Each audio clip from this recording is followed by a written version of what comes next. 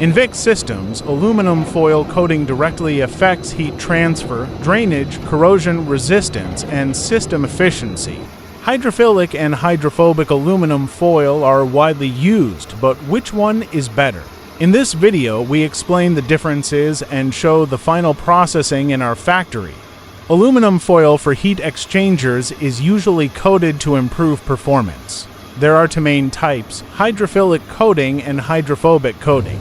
Hydrophilic coating helps water spread into a thin film and drain quickly, reducing water bridge and improving heat transfer efficiency. Hydrophobic coating repels water and provides anti-corrosion and anti-fouling performance suitable for harsh environments. After rolling and coating, the aluminum foil enters final processing.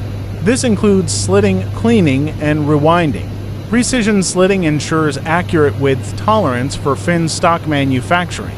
Automatic tension control keeps the foil flat and prevents edge defects. Each coil is rewound according to customer specifications. Cleaning removes residual oil, dust, and contaminants. This step is critical for maintaining coating performance and surface cleanliness. Each coil is inspected for coating quality and surface defects. Width tolerance and cleanliness are checked before packaging.